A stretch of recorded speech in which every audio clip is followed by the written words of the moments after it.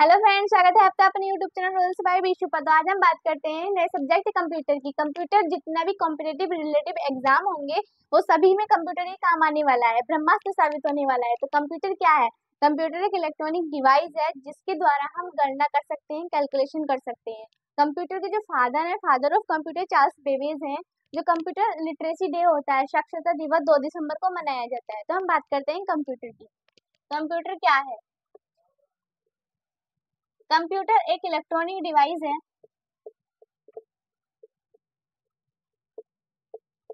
एक electronic device है जिसके द्वारा हम क्या कर सकते हैं, गणना कर सकते हैं, यानी कैलकुलेशन कर सकते हैं। कैलकुलेशन आसानी से कर सकते हैं। अगर हम बात करें फादर ऑफ कंप्यूटर,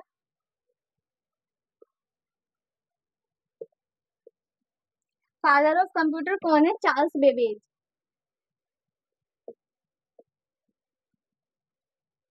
कंप्यूटर के पिता कौन है? चार्ल्स बेबेज है। जो कंप्यूटर साक्षरता दिवस मनाया जाता है,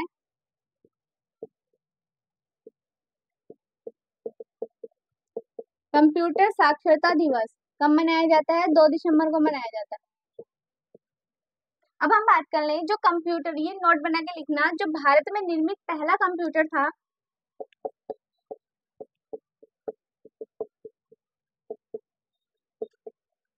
भारत में निर्मित पहला कंप्यूटर, जो भारत में बनाया गया था पहला कंप्यूटर, वो कौन सा है? वो सिद्धार्थ है। भारत में निर्मित पहला कंप्यूटर कौन सा है? सिद्धार्थ है। और हम बात करें पहला कैलकुलेटिंग डिवाइस कौन था? कौन सा था? वो एबेकस था। पहला कैलकुलेशन डिवाइस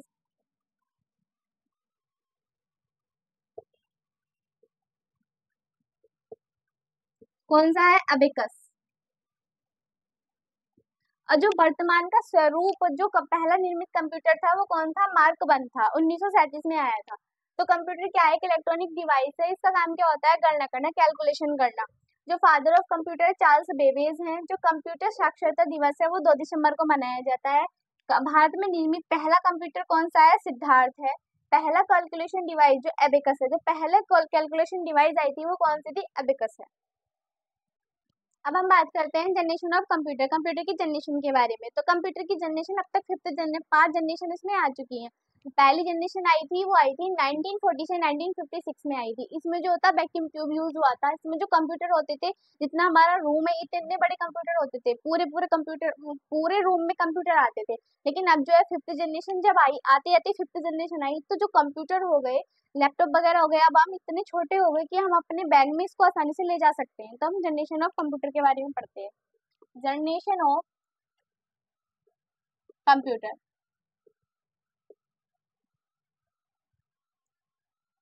इसकी जो यहाँ हम लिखते हैं, यहाँ लिखेंगे फर्स्ट जनरेशन।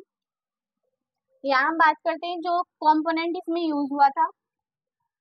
यहाँ बात करते हैं कौन सा कंप्यूटर यूज हुआ था। फर्स्ट जनरेशन की बात कर लें, 1940 से 1956 में तक ये आया था। इसमें जो कंपोनेंट यूज हुआ था, वैक्यूम ट्यूब यूज हुआ था। जिसमें कंप्यूटर यूज हुआ था वो था यूनिवे, एक था इनिक।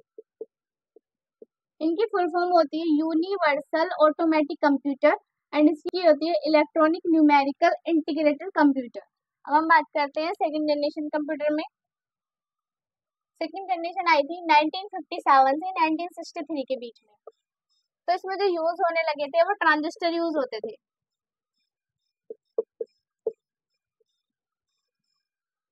ट्रांजिस्टर, जो सेकंड जनरेशन में जो कंप्यूटर यूज होते थे वो थे IBM 401। IBM की फुल फॉर्म होती है इंटरनेशनल बिजनेस मशीन। अब हम बात करें थर्ड जनरेशन। थर्ड जनरेशन आई थी 1964 से 1971 के बीच में।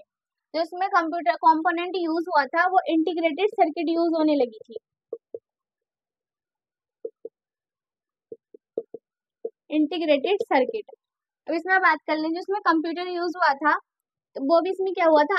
IBM 307 यूज हुआ था इसमें, इंटरनेशनल बिजनेस मशीन। अब हम बात करें फोर्थ जनरेशन के बारे में। 1971 से 2010 तक कौन सा कंप्यूटर यूज हुआ था?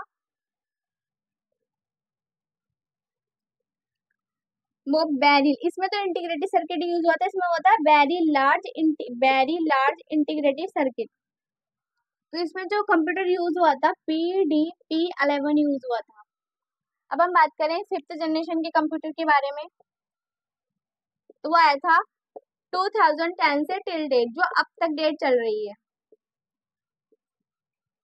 इसमें जो यूज हुआ था, इसमें वेरी लार्ज थे, लेकिन अब अल्ट्रा लार्ज, मतलब कि बहुत ही ज्यादा बड़े, बहुत अल्ट्रा लार्ज होने लगे। Ultra large integrated circuit use होने लगा था इसमें। जो कंप्यूटर जैसे हमारा नोटबुक हो गया, पाम पाम बुक हो गया, लैपटॉप हो गया, जितनी भी हमारी पर्सनल डिवाइस है वो, जितनी हमारी पर्सनल डिवाइस है वो सब 5th जनरेशन में आने लगी थी। तो इंटीग्रेटेड सर्किट ये हो गया BLIC, very large integrated circuit. PDP-11 इसमें यूज होता था। तो अब हमने जाना जनरेशन ऑफ कंप्यूटर के बारे में। अब हम जानते हैं language of computer. Language of computer जानने से पहले हम बात कर लेते हैं types of computer. Types of computer, computer कितने टाइप्स के होते हैं। सबसे पहले आता है डिजिटल कंप्यूटर। डिजिटल कंप्यूटर जो है, जो एक तो वो विभिन्न विभिन्न कार्यों में यूज होता है, किसी स्पेसिफिक टास्क के लिए बनाया गया है, तो वो क्या है, डिजिटल कंप्यूटर। एनालॉग कंप्यूटर क्या होता है, एनालॉग कंप्यूटर जितने भी हमारे भौतिक परिवर्तन होते हैं, जिसमें या विद्युत यांत्रिक यंत्र जो यूज होते हैं, वो एनालॉग कंप्यूटर के द्वारा होते हैं। अब हम बात करते हैं, एक होता है हाइब्रिड कंप्यूटर। हाइब्रिड कंप्यूटर क्या होता है, ये डिजिटल एंड एनालॉग कंप्यूटर का कॉम्बिनेशन होता है। डिजिटल एनालॉग एनालॉग कंप्यूटर के क्या होता है, कॉम्बिनेशन होता है। अब इसमें हम बात करते हैं, जो ये डिजिटल हाइब्रिड कंप्यूटर यूज कहाँ होता है, जितने भी हमारे मेडिकल क्षेत्र है, मेडिकल क्षेत्र में जो सर्जरी होती है उसमें यूज हमारा हाइब्रिड कंप्यूटर का होता है। Mini computer, micro computer, main frame computer, इस सब के बारे में जानते हैं। टाइप्स ऑफ कंप्यूटर,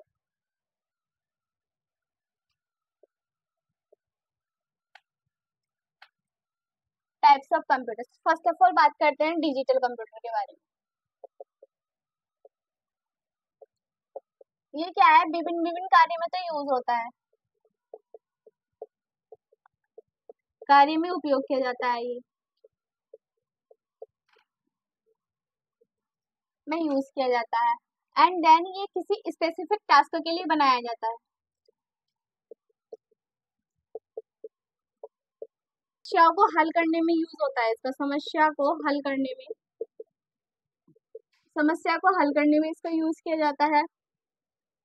और जो ये बाइनरी कोड होता है, जो कंप्यूटर काम करता है बाइनरी कोड पर काम करता है, 0 and 1 बाइनरी होते हैं, 0 and 1। तो ये इसको समझने में काफी आसान होता है ये। अब इसमें जो होता है, एक होता है ASCII code, ASCII American standard code for information and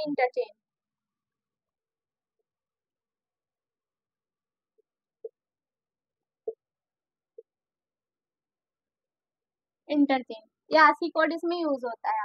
तो बाइनरी कंप्यूटर, डिजिटल कंप्यूटर क्या है, जो भिन्न भिन्न कार्य में यूज किया जाता है, किसी स्पेसिफिक टास्क के लिए बनाया गया है, जो समस्याओं को हल करने में, जो समस्या होती है, मतलब बाइनरी कोड जो होता है, जो कंप्यूटर हमारी लैंग्वेज को समझता है, बाइनरी लैंग्वेज को समझता है। बाइनरी लैंग्वेज कौन कौन सी होती है, 0 and 1 होती है। तो इसमें ASCII कोड का यूज होता है, American standard code for information and interchange. अब हम बात करते हैं एनालॉग कंप्यूटर की।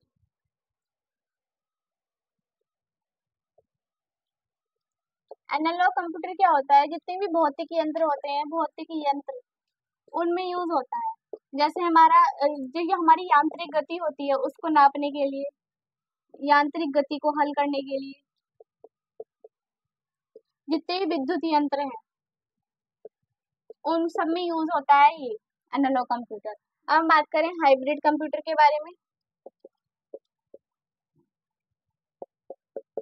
एक तो कॉम्बिनेशन होता है किसका, कॉम्बिनेशन होता है डिजिटल कंप्यूटर का एंड एनालॉग कंप्यूटर का। अब बात करेंगे, जो यूज होता है ये मेडिकल क्षेत्र में यूज होता है, जो चिकित्सा के क्षेत्र में यूज होता है, जो सर्जरी होती है उसमें यूज होता है हाइब्रिड कंप्यूटर। तो एनालॉग, अगर क्वेश्चन आ जाए कि ऐसा कौन सा कंप्यूटर है जो सर्जरी में यूज होता है, तो कौन सा है, हाइब्रिड कंप्यूटर है। अब हम बात करते हैं mini computer, main frame computer देख लेते हैं। एक होता है मेन कंप्यूटर, एक होता है मिनी, एक होता है माइक्रो, एक होता है सुपर। ये कंप्यूटर होते हैं। जो मेन कंप्यूटर होता है ये मेन होता है multi user multitasking. Main computer को बहुत सारे यूजर इसको यूज भी कर सकते हैं एंड बहुत सारे इसमें हम कार्य कर सकते हैं। मल्टी यूजर एंड मल्टीटास्किंग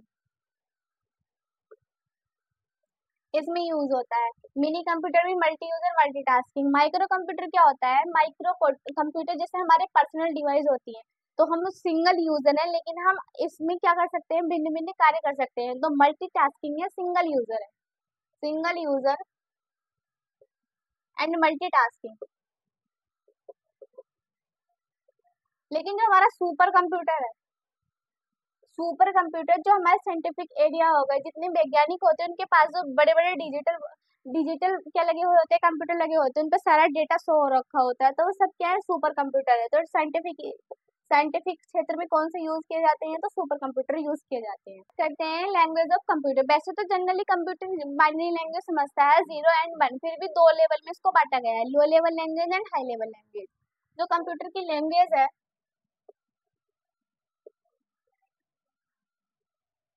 किसको समझता है? 0 एंड 1 को समझता है, लेकिन ये टू टाइप्स में बटी हुई है, low level language,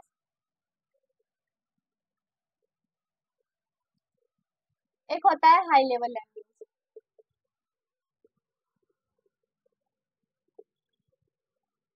high level language, low level language में भी दो टाइप्स होते हैं, एक होता है मशीन लैंग्वेज, एक होता है assembly language.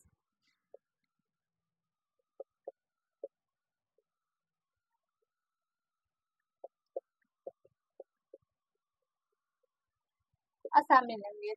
High level language जो होती है, हाई लेवल लैंग्वेज जो हम आम मनुष्य होते हैं उनके काफी करीब होती है, जो पढ़ने लिखने में काफी आसान होती है, तो मनुष्य क्या होता है? आसानी से इसको पढ़ सकता है। जैसे जावा हो गई, जावा, पाइथन, कोबोल, फोर्टोन, सी, सी प्लस प्लस, सी, सी प्लस प्लस, पाइथन,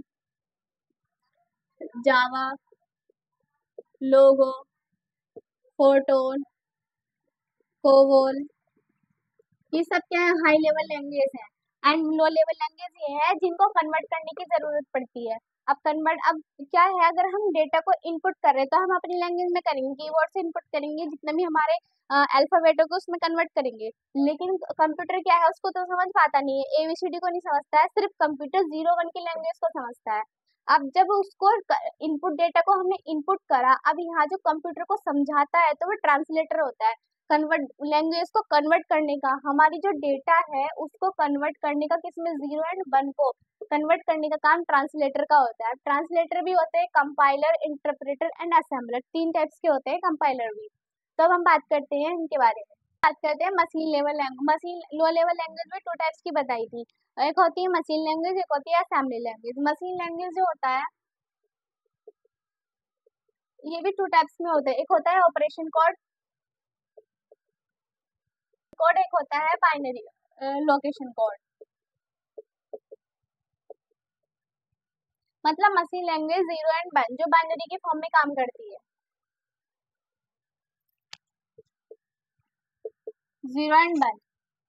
अब हम बात करते हैं असेंबली। असेंबली लैंग्वेज क्या है? जो याद रखने के लायक क्या होते हैं? कोड होते हैं असेंबली लैंग्वेज में। जैसे मान लो हमने एडिशन किया, तो एडिशन को ऐड के रूप में यूज करेंगे एंड सब्ट्रैक्शन को सब के रूप में। असेंबली लैंग्वेज जो होती है याद रखने लायक होती है, याद रखने लायक कोड होते हैं इसमें। कोड कोड जो होते हैं, जैसे हमने माना एडिशन है, हम एडिशन करना चाहते हैं, तो एडिशन करने के लिए हमको ऐड यूज करना पड़ेगा, तो ऐड हमें याद करना पड़ेगा। एंड देन सब्ट्रैक्शन करना चाहते हैं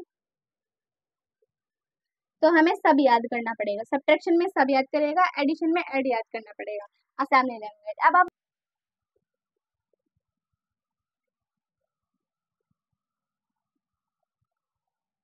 एक होता है फोर्टोन, एक होता है लोगो, कोबोल। फोर्टोन जो है 1937 में, 1957 में JW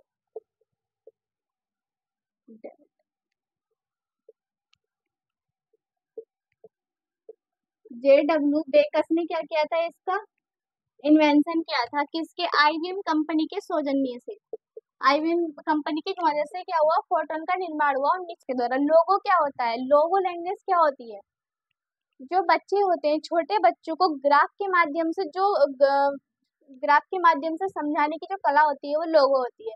छोटी उम्र के बच्चों को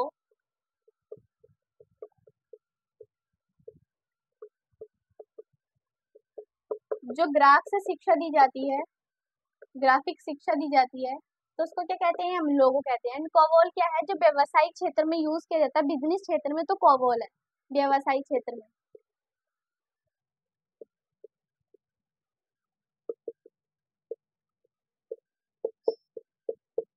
एक होती है बेसिक,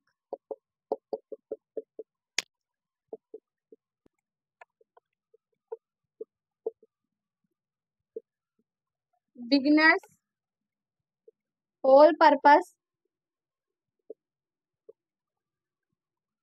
सिंबॉलिक, इंस्ट्रक्शंस, कोड। तो बेसिक की फुल फॉर्म क्या होती है, beginners all purpose symbolic instructions code. Basic की फुल फॉर्म ये होती है, जिसको बेसिक कहते हैं ना कि बिल्कुल बेसिक है, बिगिनर्स है, तो उसके लिए ये है। कोबोल व्यवसायिक क्षेत्र में लोगों छोटी उम्र के बच्चों को ग्राफिक क्षेत्र में सिखाने के लिए। एंड फोर्ट्रन क्या होता है, 1957 में JW बेकर्स ने आईबीएम के सौजन्य से किया था। इसके माध्यम से क्या होता है, जितने भी गणितीय जो हल होते हैं उनको आसानी से हम क्या कर सकते हैं, सॉल्व कर सकते हैं। बाकी बहुत सारी हैं, सी हो गई, C++ हो गई, जावा हो गई, पाइथन हो गई, बाकी बहुत सारी हाई लेवल लैंग्वेज है। अब क्या होता है, मशीन लैंग्वेज हमने कह तो दिया कि अगर हम डेटा को इनपुट करते हैं, डेटा को हम इनपुट, हम तो अपनी भाषा में डेटा को इनपुट करेंगे। हमें मान लो कुछ भी लिखना है, इनपुट ही लिखना है, तो हम इनपुट भी क्या, हम अल्फाबेट का यूज करके करेंगे। लेकिन क्या कंप्यूटर इस लैंग्वेज को समझ पाएगा, नहीं, कंप्यूटर बाइनरी लैंग्वेज को समझता है। अब जब ये हमने डेटा को इनपुट किया एंड देन जब ये कंप्यूटर में जाता है तो इसको 0 एंड 1 की बाइनरी फॉर्म में बदलता है। तो ये बदलने का काम किसका होता है, वो होता है ट्रांसलेटर का। ट्रांसलेटर का बदलने का काम होता है। ट्रांसलेटर क्या होता है, लैंग्वेज को चेंज करने का काम करता है। लैंग्वेज को चेंज करने का काम किसका होता है, ट्रांसलेटर का होता है। कन्वर्ट करने का काम होता है। तीन टाइप्स के होते हैं, एक होता है कंपाइलर, एक होता है इंटरप्रेटर,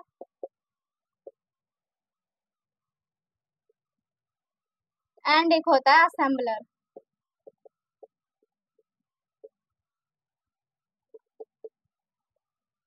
असेंबलर, कंपाइलर क्या होता है, ये क्या करता है, कंपाइलर जितने भी डेटा हो गया, डेटा को या मतलब हाई लेवल लैंग्वेज को किसमें, मशीन लैंग्वेज में कन्वर्ट करने का काम कौन करता है, कंपाइलर करता है। कंपाइलर जो होता है, मान लो यहाँ से लेकर यहाँ तक एक पैसेज है, तो पूरे पैसेज को एक बार कन्वर्ट करने का काम कौन करता है, कंपाइलर करता है। तो ये क्या करता है,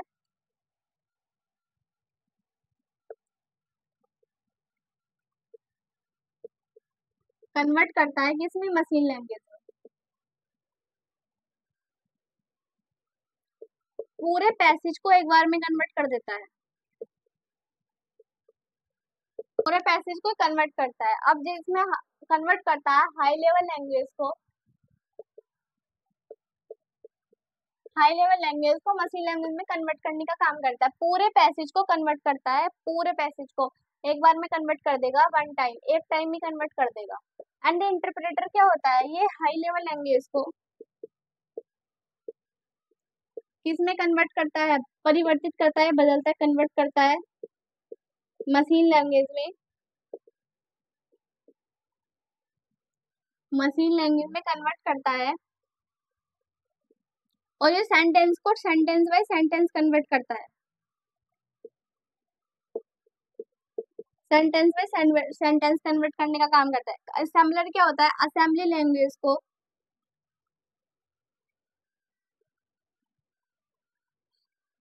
कन्वर्ट करता है मशीन लैंग्वेज, मशीन लैंग्वेज में कन्वर्ट करता है। असेंबली लैंग्वेज जो असेंबलर होता है, असेंबली लैंग्वेज को मशीन लैंग्वेज में कन्वर्ट करता है। इंटरप्रेटर क्या होता है, हाई लेवल लैंग्वेज को मशीन लैंग्वेज में कन्वर्ट करने का काम करता है। And then compiler high level language को मशीन लैंग्वेज में कन्वर्ट करने का काम करता है। अब हमने जाना जनरेशन ऑफ कंप्यूटर क्या होती है, कंप्यूटर कितनी लैंग्वेज में बटा हुआ है, हाई लेवल लैंग्वेज क्या होती है, लो लेवल लैंग्वेज क्या होती है, और उनको ट्रांसलेट करने का काम कैसे होता है। तीन होते हैं, कंपाइलर, इंटरप्रेटर एंड असेंबलर। अब हम बात कर लेते हैं कि हार्डवेयर एंड सॉफ्टवेयर क्या होते हैं। Hardware, software. सॉफ्टवेयर, हार्डवेयर क्या होते हैं। हार्डवेयर जिसको हम छू भी सकते हैं और देख भी सकते हैं, वो क्या होते हैं, हार्डवेयर। हार्डवेयर होते हैं जिसकी मदद से हम, जो फिजिकल कंपोनेंट्स होते हैं, मतलब हम छू भी सकते हैं और देख भी सकते हैं। बट सॉफ्टवेयर क्या होते हैं, जिसको हम देख तो सकते हैं लेकिन हम छू नहीं सकते। ये क्या होता है कि कंप्यूटर को चलाने के अंदर सॉफ्टवेयर जो हो गए, इसके अंदर सॉफ्टवेयर जो होते हैं कंप्यूटर को चलाने का काम करते हैं। जैसे MS वर्ड हो गया। हार्डवेयर क्या हो गया, जिसको हम छू भी सकते हैं,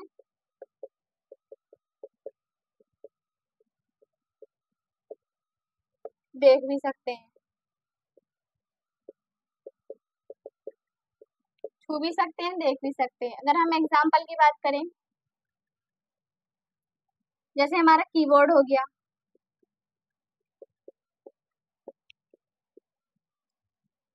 कीबोर्ड हो गया, मॉनिटर हो गया,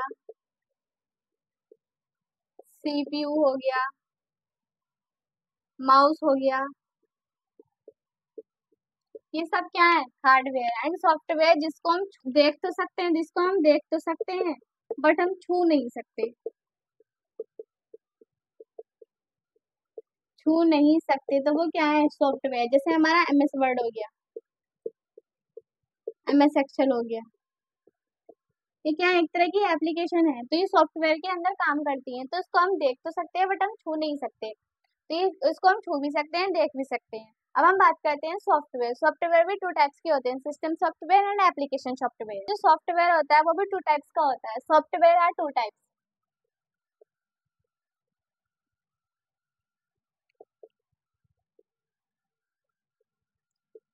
सॉफ्टवेयर आर टू टाइप्स, एक होता है system software,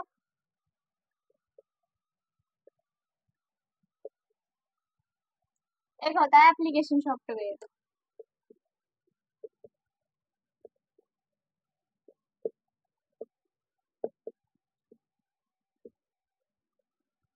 system software and application software. System software क्या होता है, जो हार्डवेयर को चलाने में क्या मदद करता है। हार्डवेयर क्या होता है, यह हार्डवेयर को मैनेज करता है और एप्लीकेशन को चलाने में क्या करता है, मदद करता है। जितने भी एप्लीकेशन हो गए, सिस्टम सॉफ्टवेयर के बिना क्या हमारा कंप्यूटर काम नहीं कर सकता।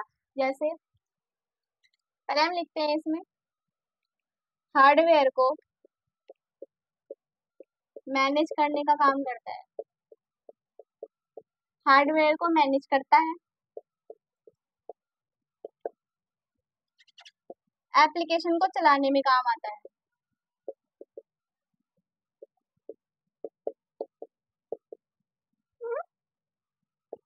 एप्लीकेशन को चलाता है। अब बात करें, जो सिस्टम, इस सॉफ्टवेयर के बिना कंप्यूटर नहीं चल सकता। कंप्यूटर चल नहीं सकता।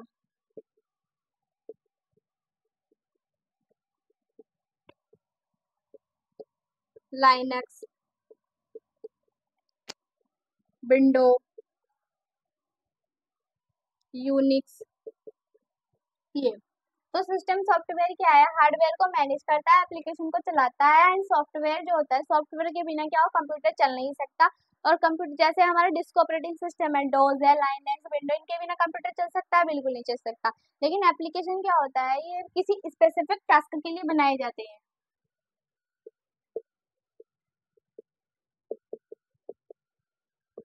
किसी स्पेसिफिक टास्क के लिए बनाए जाते हैं। जैसे हमारा MS एक्सेल हो गया, MS पावर पॉइंट हो गया,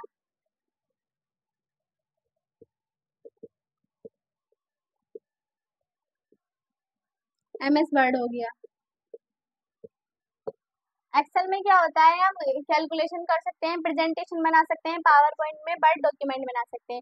तो किसी स्पेसिफिक टास्क के लिए बनाए गए हैं। एप्लीकेशन जो होता है, ये सिस्टम सॉफ्टवेयर एप्लीकेशन को चलाने का काम करता है। अब हमने जाना है कि हार्डवेयर सॉफ्टवेयर क्या होते हैं। सॉफ्टवेयर टू टाइप्स के होते हैं, system software, application software. That DOS disk operating system, ये क्या करता है, ऑपरेटिंग सिस्टम को चलाने का क्या करता है, कमांड देता है, कमांड देता है ये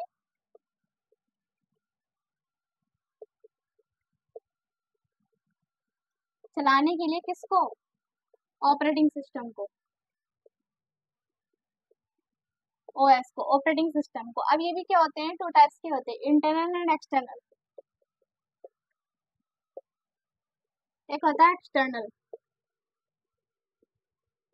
एक्सटर्नल। इंटरनल जो होते हैं, इंटरनल आर दोस कमांड, ये वाली कमांड होती है जो ऑटोमेटिकली क्या होती है, लोडेड, कंप्यूटर ऑन होते ही ऑटोमेटिकली लोड हो जाती है। बट इनको क्या करता है, इनको क्या कर बट ये क्या, एक्सटर्नल जो होती है इनको लोड करना पड़ता है, ऑटोमेटिकली नहीं होती, ये ऑटोमेटिकली लोड हो जाती है।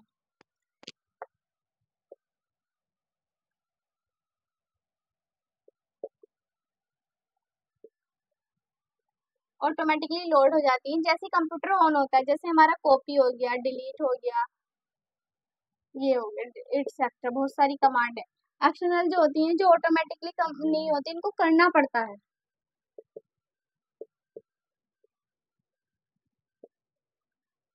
ऑटोमेटिकली लोड करता है, लोड करना पड़ता है।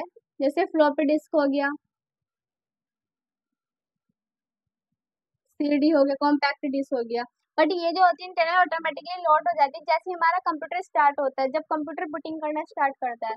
बूटिंग का क्या अर्थ होता है, जैसे ही कंप्यूटर क्या होता है, स्टार्ट होता है तो बूटिंग होती है। बूटिंग भी टू टाइप्स की होती है, warm booting and cold booting. अब बूटिंग जो होती है, बूटिंग टू टाइप्स की होती है, warm booting and cold booting. Cold, ये टू टाइप्स की होती है, एक होती है बाम, एक होती है कोल्ड।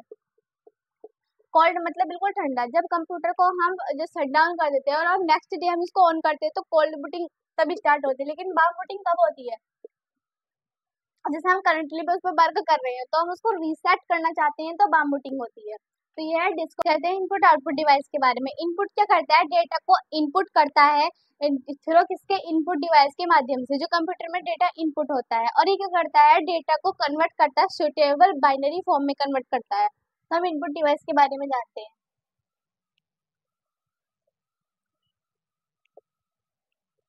इनपुट डिवाइस में क्या होता है, डेटा को एंटर करता है, डेटा का प्रवेश करता है, किसके माध्यम से, इनपुट डिवाइस के माध्यम से, इनपुट डिवाइस के माध्यम से डेटा को एंटर करता है। एंड फिर क्या करता है, ये डेटा को बदलता है, सुटेबल बाइनरी फॉर्म में चेंज करता है, बाइनरी फॉर्म में। जो भी इसने क्या किया, डेटा को लिया और डेटा को कन्वर्ट करेगा, किसमें, शूटेबल बाइनरी फॉर्म में। तो डेटा को प्रवेश करता है किसके माध्यम से, इनपुट डिवाइस के माध्यम से। एंड डेटा को कन्वर्ट करता है बाइनरी फॉर्म 0 एंड 1 की लैंग्वेज में करता है, ताकि कंप्यूटर इसको आसानी से समझ पाए। अब इनपुट आउटपुट जिससे हम इनपुट करते हैं, जैसे हमारा कीबोर्ड हो गया, माउस हो गया, इसके एग्जाम्पल की बात करें, हमारा कीबोर्ड हो गया, माउस हो गया,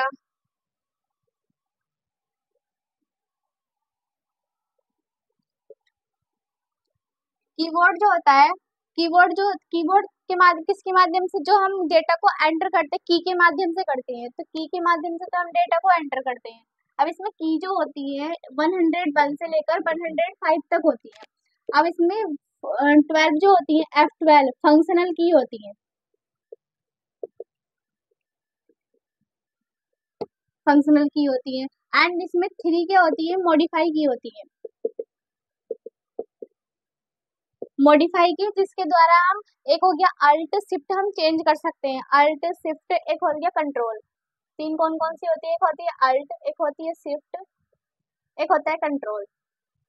तीन मॉडिफाई की होती है, 101 से 105 तक होती है इसमें की, जिसमें F12 से लेकर फंक्शनल की होती है, F1 से लेकर F12 तक। F1 जो होती है हेल्प की होती है, कुछ भी मदद चाहिए होती है तो हम F1 से हम हेल्प ले सकते हैं। तो ये हो गया की एंटर, डेटा एंटर किसके माध्यम, की के माध्यम से होता है। माउस क्या है, माउस एक क्या है, माउस एक पॉइंटिंग डिवाइस है जो हमें करंट लोकेशन बताता है। इस तरीके का जो पॉइंट बना हुआ होता है, ये बताता है, कर्सर की स्थिति बताता है, कर्सर कहाँ पर है। ये क्या है, एक पॉइंटिंग डिवाइस है।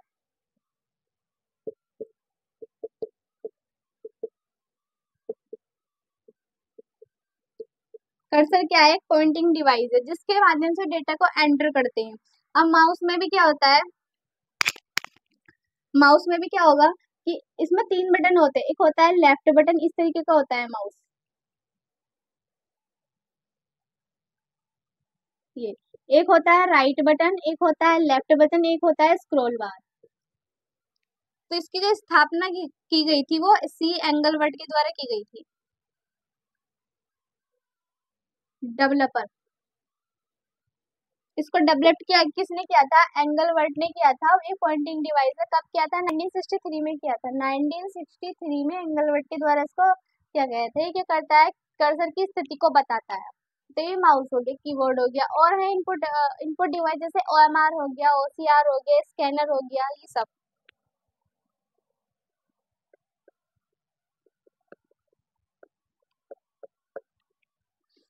तो अब इसमें हम बात करते हैं कौन कौन सी हो गई। एक हो गया एमआईसीआर हो गया, मैग्नेटिक इंक,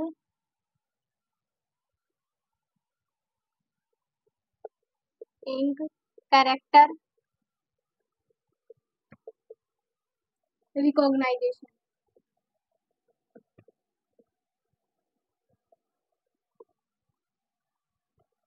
रिकॉग्नाइजेशन ये क्या करता है? ये बैंक में यूज होता है। जिसके बड़े बड़े जो बड़े चेक होते हैं, जो बड़े बहुत बड़े बड़े चेक डील हुई हमारी किसी के साथ, तो उसके जो बड़े चेक होते हैं उसमें एमआईसीआर का यूज किया जाता है। उसमें जो इस तरीके के बारकोड बने हुए आते हैं, उस पर नंबर लिखा हुआ आता है। मान लो कोई भी नंबर है 0002100, मान लो ये नंबर है। तो ये जो है, ये बीच का जो है, ये क्या है? एमआईसीआर, जिससे पता चल जाएगा कि कौन बैंक में, जो पता चल जाएगा कि चेक का नंबर कौन सा है। ये एमआईसीआर, तो ये काम होता है बैंकिंग क्षेत्र में यूज होता है, चेक को डिटेक्ट करने का काम करता है। Magnetic ink character recognization. अब हम बात करते हैं ओएमआर के बारे में। ओएमआर, इसकी फुल फॉर्म होती है optical character recognization. Optical character recognization ये क्या है? एक इनपुट डिवाइस है जो अब ओएमआर चीज चलने लगी है। ये क्या है? जो एग्जाम वगैरह में कॉपी वगैरह, एग्जाम वगैरह में काम आती है। जो इसमें 4 गोले दिए हुए होते हैं, अगर इसमें जो भी आंसर ठीक होता है उसमें ब्लैक ब्लैक करते हैं ना ऐसे, ये आंसर ठीक है हमारा, तो हमारी ये है। तो ये परीक्षार्थी जो नोटबुक चेक करने में काम आती है,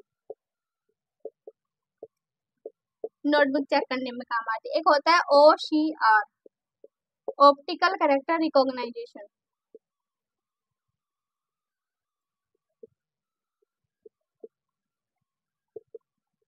ऑप्टिकल कैरेक्टर रिकॉग्नाइजेशन ये क्या करता है? कैरेक्टर को डिटेक्ट करने का काम करता है। कैरेक्टर को डिटेक्ट करेगा, क्या करेगा? ये कि जो जो जो लिखा हुआ होगा कोड ओसीआर, तो उस पे ये करेगा, इस चेक पे क्या करेगा? स्कैन करेगा और इसको पठनीय रूप में बनाएगा कि इस पे क्या लिखा हुआ है। तो भी जो हमारे बिस्किट वगैरह के पैकेट वगैरह आते हैं वो सब इसी होता है। एक होता है BCR, bar code reader, BCR, bar code reader. ये भी होता है जो एक लेजर लाइट होती है, उसके माध्यम से क्या करते हैं? उस पर स्कैन करते हो तो बारकोड को हम आसानी से पढ़ सकते हैं। अब एक होता है जॉयस्टिक, जॉयस्टिक भी इनपुट डिवाइस है। ये क्या है? खेल में यूज होती है। ट्रैक बॉल है, एक ट्रैक बॉल है। ट्रैक बॉल जो पहले माउस आते थे उसमें यूज होती थी, जो स्क्रॉल करने का बीच में बटन होता था ना, इस तरीके का स्क्रॉल, तो उसको ट्रैक बॉल कहते थे।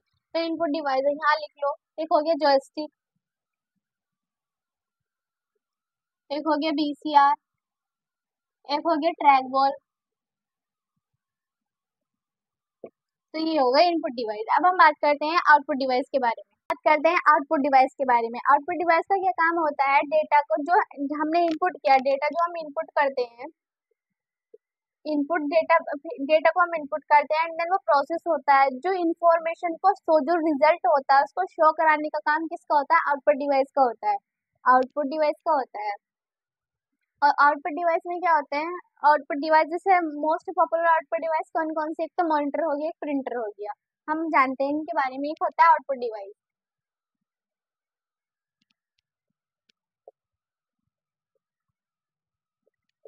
क्या करता है, इंफॉर्मेशन को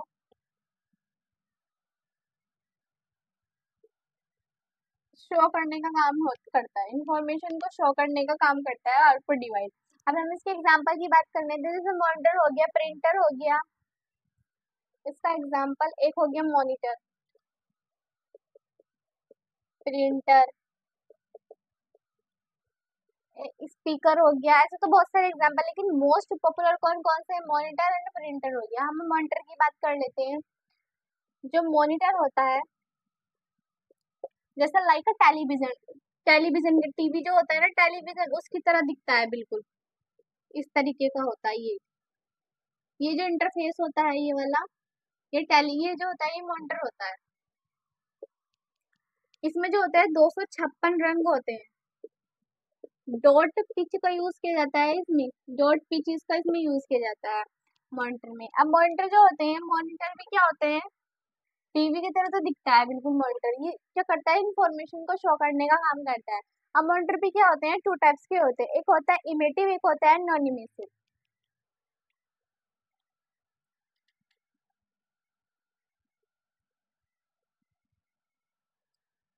ऐसे लिख लो, ये भी टू टाइप्स के होते हैं, एक होता है इमेसिव, एक होता है non emissive.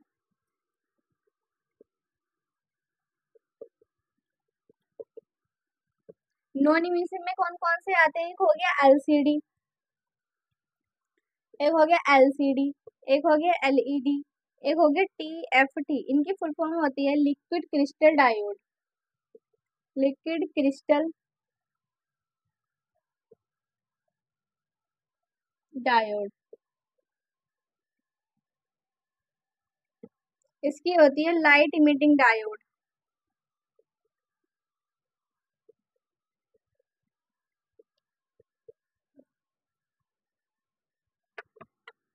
Light emitting diodes.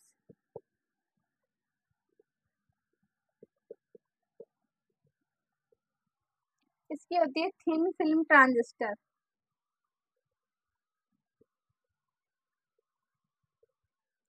Thin film transistor. Imagine में आता है सीआरटी, कैथोड रे ट्यूब।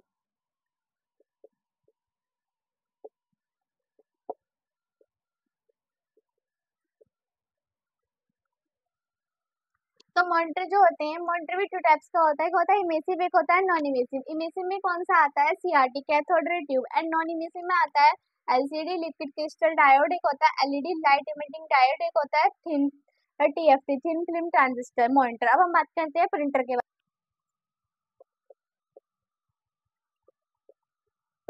में।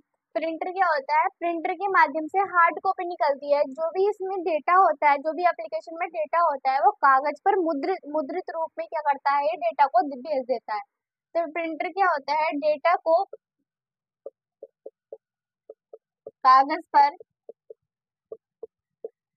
मुद्रित यानी छपा हुआ मुद्रित रूप में देता है। एंड ये क्या होता है, टेम्परेरी, ये जो होता है टेम्परेरी हो जाए ना, टेम्परेरी नहीं होगा, परमानेंट हो जाता है, परमानेंट।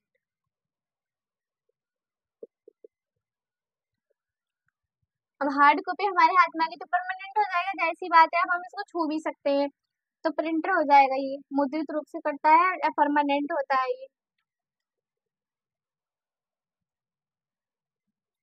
प्रिंटर भी क्या होते हैं, टू टाइप्स के होते हैं, इम्पैक्ट प्रिंटर, एक होता है नॉन इम्पैक्ट प्रिंटर। प्रिंटर होते हैं टू टाइप्स के होते हैं, इम्पैक्ट प्रिंटर, एक होता है non impact printer.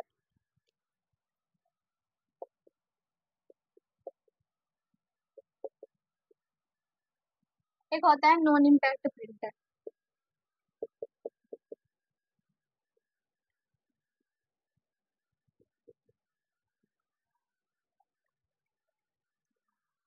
Liquid crystal diode, एक होता है एलईडी, लाइट इमिटिंग डायोड, एक होता है thin TFT, thin film transistor monitor. अब हम बात करते हैं प्रिंटर के बारे में। होता है, प्रिंटर के माध्यम से हार्ड कॉपी निकलती है। जो भी इसमें डेटा होता है, जो भी एप्लीकेशन में डेटा होता है, वो कागज पर मुद्रित रूप में क्या करता है, ये डेटा को भेज देता है। तो प्रिंटर क्या होता है, डेटा को कागज पर मुद्रित यानी छपा हुआ मुद्रित रूप में देता है। एंड ये क्या होता है, टेम्परेरी जो होता है टेम्परेरी हो जाए ना, टेम्परेरी नहीं होगा, परमानेंट हो जाता है, परमानेंट।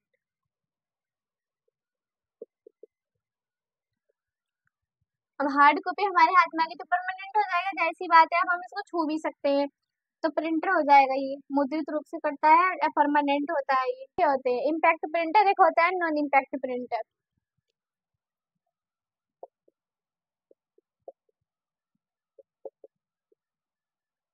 एक होता है नॉन इम्पैक्ट प्रिंटर।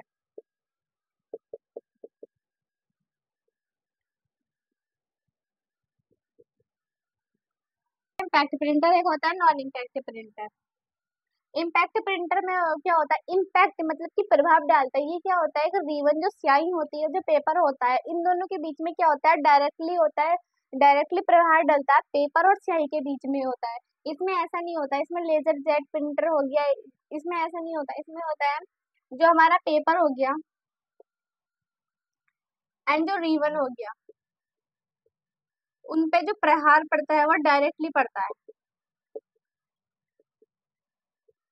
डायरेक्टली पड़ता है। इसकी कॉस्ट भी काफी हाई होती है, टाइम भी ज्यादा लेता है। इम्पैक्ट प्रिंटर जो होता है सीपीएम, कैरेक्टर पर मिनट पर नापा जाता है, सीपीएम कैरेक्टर पर मिनट पे इसको मापा जाता है। अब हम इम्पैक्ट प्रिंटर, इसमें जो होता है नॉन इम्पैक्ट प्रिंटर, ये पेज पर मिनट, पीपीएम पेज पर मिनट पे इसको नापा जाता है। जैसे इसमें इंकजेट प्रिंटर हो गया, इंकजेट, बबल जेट,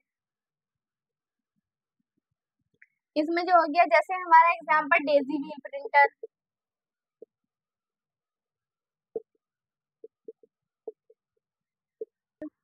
और डेजी व्हील हो गया, उसमें मैट्रिक्स प्रिंटर,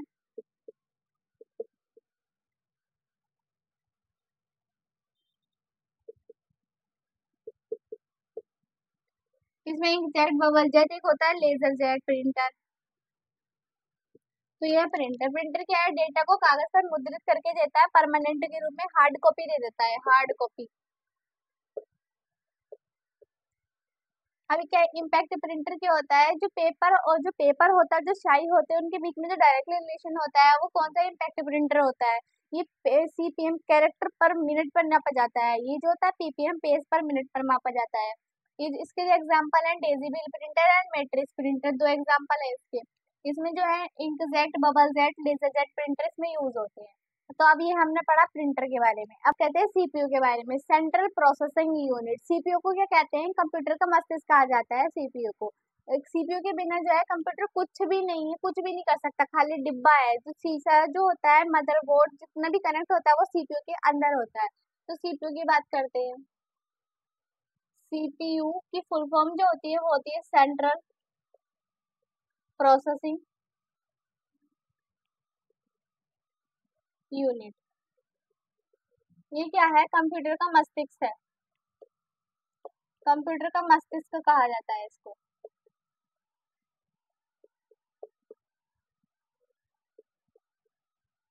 कंप्यूटर का ब्रेन कहा जाता है इसको।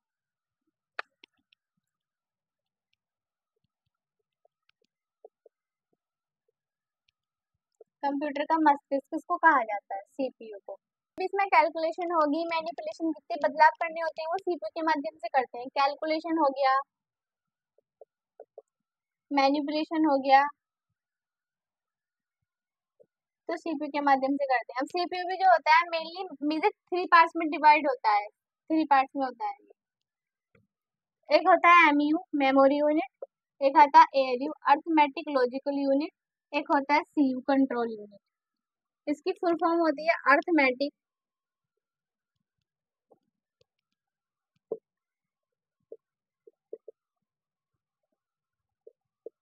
लॉजिक यूनिट, फुल फॉर्म होती है वो होती है कंट्रोल यूनिट, इसकी होती है मेमोरी यूनिट। अब सीपीयू को क्या है, कंप्यूटर का मस्तिष्क कहा जाता है, लेकिन सीयू अगर कहने लगी कंप्यूटर का नर्वस सिस्टम कौन सा है, तो कंप्यूटर का नर्वस सिस्टम है सीयू। तो इसको जो कहते हैं कंप्यूटर का नर्वस सिस्टम भी कहते हैं।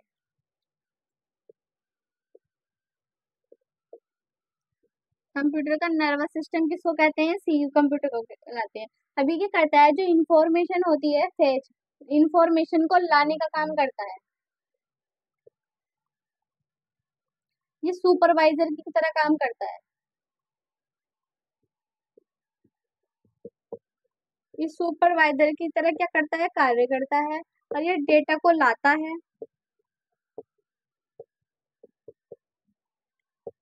डेटा का इसमें मेमोरी यूनिट में लाता है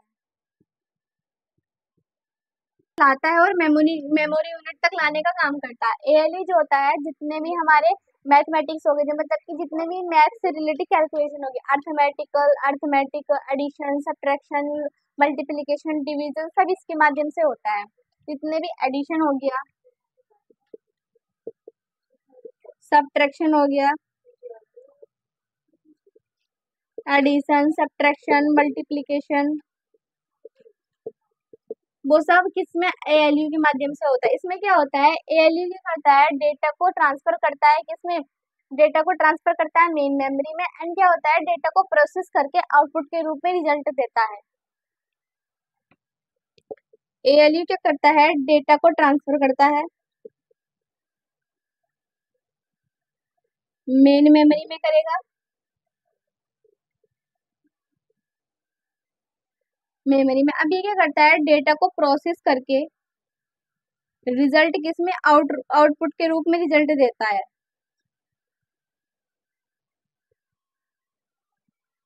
आउटपुट के रूप में क्या दे देगा, रिजल्ट दे देगा। एएलयू डेटा को ट्रांसफर करता है मेन मेमोरी में, प्रोसेस करेगा आउटपुट के रूप में, डेटा को रिजल्ट दे देगा आउटपुट के रूप में। एमयू क्या होता है, मेमोरी यूनिट होता है। इसमें जितने भी डेटा एंड इंस्ट्रक्शंस हो गए, सब मेन मेमोरी में क्या करते हैं, स्टोर करके रखते हैं। जितने भी हमारी डेटा हो गया, ये जो हमारा इंफॉर्मेशन यानी कि सूचना हो गई, वो सब किसमें स्टोर करके रखते हैं, मेन मेमोरी में। तो मेन मेमोरी में जैसे डेटा सूचना डेटा हो गया, सूचना को स्टोर करने का काम किसका होता है, मेन मेमोरी का। ये डेटा को प्रोसेस अर्थमेटिक, जो जितने भी मैथ से रिलेटेड हो गए, एडिशन, सब्ट्रैक्शन, मल्टीप्लिकेशन, सब इसमें होता है। ये कहता है एएलयू क्या करता है, डेटा को ट्रांसफर करता है एंड देन मेन मेमोरी में भेजकर प्रोसेस करता है डेटा को प्रोसेस होने के बाद ये रिजल्ट देता है आउटपुट के रूप में। ये जो होता है कंट्रोल यूनिट, ये नर्वस सिस्टम कहलाता है, सुपरवाइजर की तरह काम करता है, डेटा को लाता है, मेन मेमोरी तक पहुंचाता है। तो ये होता है सीपीयू, पूरा हो गया। अब हम बात करते हैं मेन मेमोरी। मेन मेमोरी भी टू टाइप्स की होती है। पहले में मेमोरी क्या करती है, डेटा को इंस्ट्रक्शन को भी क्या करती है, स्टोर करके रखती है। मेमोरी क्या है, जो भी डेटा हो गया एंड जो हमारा डेटा हो गया और जो सूचना हो गई, उसको स्टोर करके रखने का काम किसका होता है, संग्रहित करने का काम किसका होता है, मेमोरी का होता है। मेमोरी भी टू टाइप्स की होती है, primary memory and secondary memory.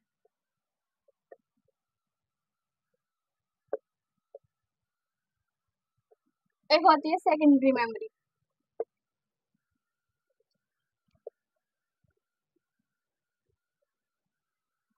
Primary memory जो होती है, प्राइमरी मेमोरी भी टू टाइप्स की होती है। एक होती है रैम, एक होती है रोम।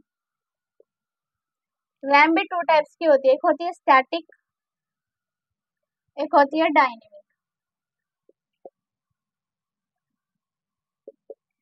रोम भी थ्री टाइप्स की होती है, P ROM, EP ROM, EEP ROM. Programmable read only memory, erasable programmable read only memory, electrically erasable programmable read only memory. अब हम बात करते हैं सेकेंडरी मेमोरी। सेकेंडरी मेमोरी जो होती है, एक होती है इसमें मैग्नेटिक डिस्क, एक होता है ऑप्टिकल, इसमें ये यूज करती है। तो primary memory RAM ROM, RAM भी टू टाइप्स की होती है, स्टैटिक एंड डायनेमिक, ये थ्री टाइप्स की होती है। सेकंड मेमोरी मैग्नेटिक हो गई, ऑप्टिकल डिस्क हो गई। अब हम बात करते हैं प्राइमरी मेमोरी की।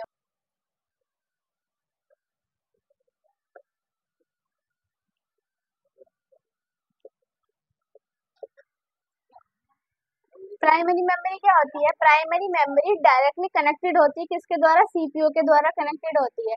बट प्राइमरी मेमोरी क्या होती है, ये टेम्परेरी मेमोरी होती है। ये डायरेक्टली कनेक्टेड होती है, किससे, सीपीयू से डायरेक्टली कनेक्ट होती है ये। एंड ये टेम्परेरी मतलब अस्थायी होती है, अस्थायी होती है ये। प्राइमरी मेमोरी क्या होती है, अस्थायी मेमोरी होती है, डायरेक्टली कनेक्टेड होती है किसके द्वारा, सीपीयू के द्वारा डायरेक्टली कनेक्ट होती है। मेमोरी भी जो होती है टू टाइप्स की होती है, प्राइमरी मेमोरी टू टाइप्स की होती है, रैम एंड रोम।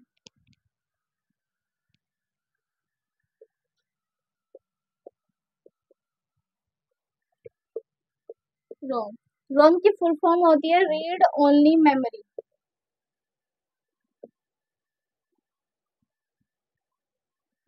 रैम की फुल फॉर्म होती है रैंडम एक्सेस मेमोरी।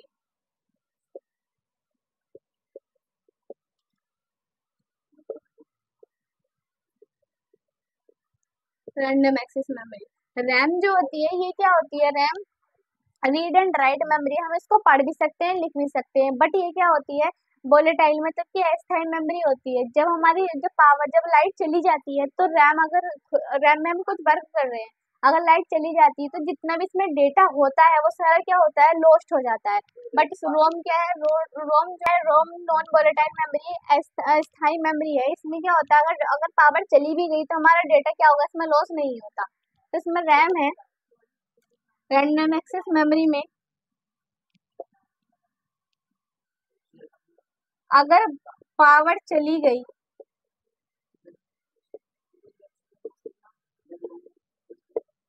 तो डेटा क्या हो जाएगा, इसमें डेटा लॉस्ट हो जाएगा। क्या है ये, वोलेटाइल है, वोलेटाइल मेमोरी है, मतलब कि अस्थायी है। रीड एंड राइट, पढ़ भी सकते हैं एंड लिख भी सकते हैं इसको, रीड एंड राइट है ये। रीड एंड राइट है, वोलेटाइल है, अगर पावर चली गई तो डेटा क्या हो जाएगा, इसमें लॉस्ट हो जाएगा। रोम क्या है, इसमें क्या है, अगर पावर चली भी गई,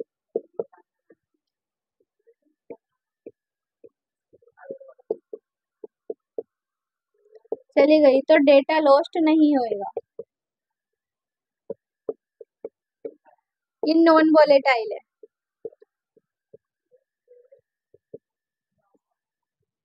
नॉन वोलेटाइल है। ये क्या है, रीड ओनली, रीड है, हम इसमें लिख नहीं सकते, ओनली रीड ओनली मेमोरी है, रीड ओनली मेमोरी है रैम। तो अगर पावर चली गई तो डेटा हमारा लॉस्ट हो जाएगा। Volatile memory read and right है। रोम क्या है, इसमें डेटा चला गया तो डेटा इसमें लॉस्ट, अगर पावर चली गई तो डेटा इसमें लॉस्ट नहीं होता, नॉन वोलेटाइल है, रीड है। अब हम बात करते हैं, रैम भी टू टाइप्स की होती है, एक होती है स्टैटिक रैम, एक होती है dynamic RAM. Read only random access memory, ये क्या होती है, ये भी टू टाइप्स की होती है, एक होती है स्टैटिक रैम, एक होती है डायनेमिक रैम।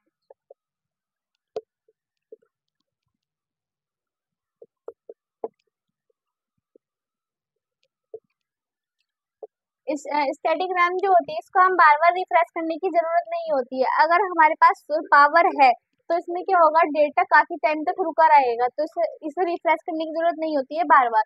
बट इसे क्या होता है, डायनेमिक रैम को बार बार रिफ्रेश करने की जरूरत पड़ती है।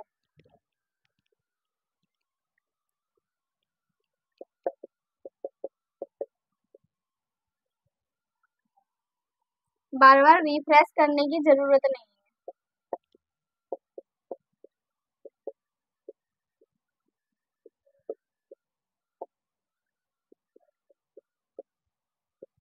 लेकिन इसमें क्या है, रिफ्रेश करने की बार बार आवश्यकता पड़ती है।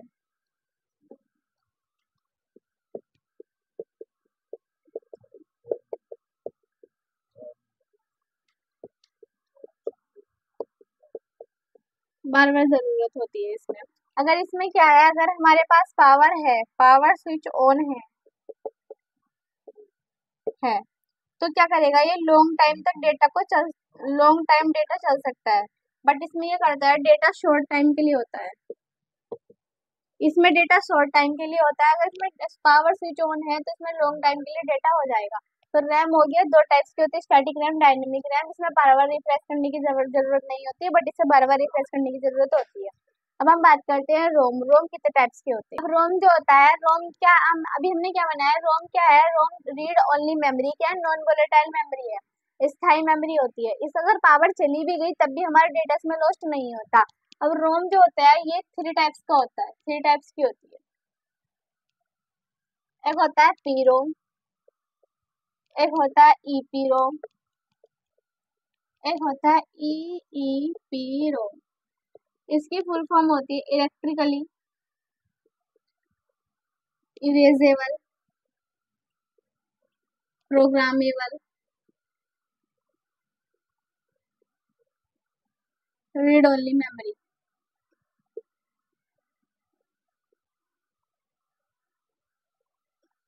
इसकी फुल फॉर्म ये होती है, हम इसको जितनी चाहे बार हम इसको इरेज कर सकते हैं। ये जो होती है ईपीरोम इरेजेबल प्रोग्रामेबल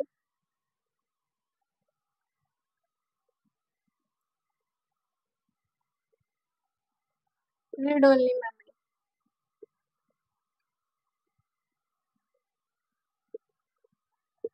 ये क्या है? Programmable read only memory.